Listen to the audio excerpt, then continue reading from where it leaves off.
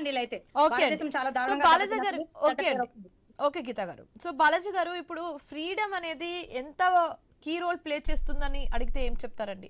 పిల్లలకి ఎక్కువ madam freedom ఇచ్చేయడం కూడా తప్పంటారా? ఎంత వరకు ఆ మేడం సాచురేషన్ లెవెల్ మెయింటైన్ చేస్తే బెస్ట్ అని మీరు అనుకుంటున్నారు? మేడం ఫ్రీడమ్ ఫ్రీడమ్ ఫ్రీడమ్ అంటున్నారు. ఉమ్, ఇప్పుడున్న పిల్లలకి ఎక్కడ ఫ్రీడమ్ ఉంది? ఉమ్, ఉదయం నుంచి లేచిన వెంటనే ఆటోలోనో బస్సులో ఎక్కి స్కూల్లో పెడతాడు. ఉమ్, స్కూల్ అంతా సాయంత్రం వరకు ఉంటాడు. సాయంత్రం అయిన తర్వాత ఇంటికి వస్తాడు. మరలా ట్యూషన్ ఉంటుంది.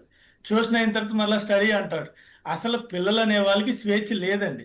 వాళ్ళు they are in a box of AC room in the house. అలాగే ఆటోలో బస్సులో ఏసీలో ఉంటాడు. క్లాస్ రూమ్లో ఏసీలో ఉంటాడు. మరలా సాయంత్రం ఇంటికి వస్తాడు. కానీ స్వేచ్ఛగా పిల్లవాడు ఆలోచించే ఆలోచనకి అవకాశం తల్లిదండ్రులు ఇవ్వట్లేదండి.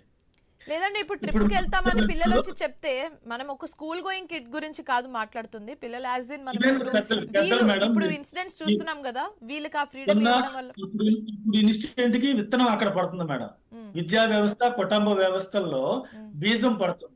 విద్యా వ్యవస్థ ప్లస్ కుటుంబ వ్యవస్థ సమాజాన్ని నిర్మిస్తుంటుంది. ఉమ్, సో కుటుంబంలో కూడా విలువలు చెప్పాలి. ఎవరి ఫోన్ వాళ్ళే పట్టుకొని, నలుగురు ఉంటే 4 ఫోన్లు పట్టుకొని ఎవరి మూల వాళ్ళు కూర్చుంటారు. ఎవరు ఇష్టమైన ప్రోగ్రామ్ వాళ్ళు చూస్తారు.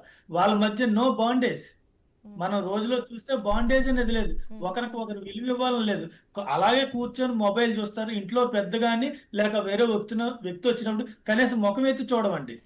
ఇంకోటి అప్పుడు ఆ ఇంట్లో వ్యక్తి ఏమైనా ప్రాబ్లం వచ్చినప్పుడు చెప్పుకునే విధంగా ఇంట్లో ఉంటే మనం బయట వాళ్ళతో వెళ్ళి షేర్ చేసుకొని ఆ ప్రాబ్లం గురించి మాట్లాడుకునే Yes, madam. స్కోప్ జనరల్ ఉండదని గా కూడా చెప్తున్నారు. మేడం ఇప్పుడు ఇంకోటి ఏంటంటే ప్రతి నలుగురిలో ఒకరికి స్ట్రెస్ కానీ యాంగ్జైటీ కానీ డిప్రెషన్ కానీ ఉంటుందండి. ఉమ్, డిప్రెషన్ లో ఉన్న వ్యక్తికి తనని తక్కువ చేసుకుంటాడు. యాంగ్జైటీ ఉన్న వ్యక్తి ఆందోళన చెంది ఏదో నిర్ణయం తీసుకోలేని స్థితిలో ఉంటాడు. సో స్ట్రెస్ లో అనేక రకాల మానసిక రోగాలకి కారణం అవుతుంది. దీనికి మూడు కారణాలు. 1 android mobile, um, second junk food, third loneliness. ఈ రోజు అందరూ లోన్లీగానే ఉంటున్నాం. ఫ్రీగా కలిసి మాట్లాడుకోలేకపోతున్నాం. ఫ్రీగా వాళ్ళ యొక్క అభిప్రాయాలను వ్యక్తపరచలేకపోతున్నాం. వినే వాళ్ళకి ఓపిక లేదు, చెప్పే వాళ్ళకి ఓపిక లేదు. ఉమ్, అలాంటప్పుడు ఫ్రస్ట్రేషన్ లో ఏం చేస్తారనేది ఒకటి. రెండోది, ఇక్కడ ఈ పూణే ఇన్సిడెంట్ తీసుకుంటే ఒక వ్యక్తిని చంపించే ధైర్యం ఉన్న ఒక అమ్మాయి తన అభిప్రాయాన్ని పేరెంట్స్కి చెప్పే ధైర్యం లేదంటారా మేడం? కానీ వాళ్ళ ఆలోచన విధానం కరెక్ట్గా లేదు. ఒక వ్యక్తిని చంపడానికి తన ప్రియుని పిలిచి ప్లాన్ చేసి ఎంత నాలెడ్జ్ ఉన్న వ్యక్తి తన ఇంట్లోని ఇలా ఉంది అని గట్టిగా చెప్పే ధైర్యం ఉంటుంది. కానీ సరైన మార్గం ఆవిడ ఎంచుకోవట్లేదు. Wrong way of lifestyle. అంటే ఏంటి? అడ్డు తొలగించాలనుకుంటున్నారు తప్ప దీన్ని కన్విన్స్ చేసి సరైన మార్గంలో వెళ్ళాలి, కన్విన్స్ చేయాలి, కమ్యూనికేట్ చేయాలి, తల్లిదండ్రులు ఒప్పించాలి, మంచి విషయాలు చెప్పాలి. అప్పుడు మా తల్లిదండ్రులు అర్థం చేసుకుంటారనే ఆలోచన రైట్ మార్గంలో. దానికి కారణం ఏంటంటే మన పెద్దలకి చిన్న ఎగ్జాంపుల్ మేడం.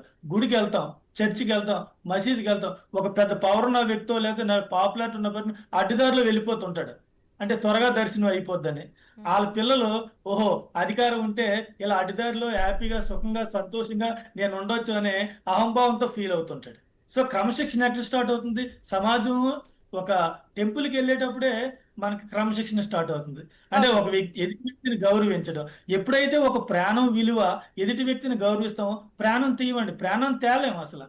ఏ వ్యక్తి ప్రాణం తెలదు. ఆ వ్యక్తి చేసిన వ్యక్తిని శిక్షించండి, జైల్లో పెట్టండి, కానీ అతను హింస పెట్టచ్చు, కానీ పోయిన ప్రాణం వస్తుందా? కాబట్టి ప్రాణం విలువ తెలియాలి. సమాజంలో విలువలు పెంచాలంటే ప్రతి వ్యక్తి ఈ పాత్ర తీసుకోవాలని నా కోరిక. ఓకే. సో శ్రీరామ్ గారు ఇప్పుడు అందరూ కూడా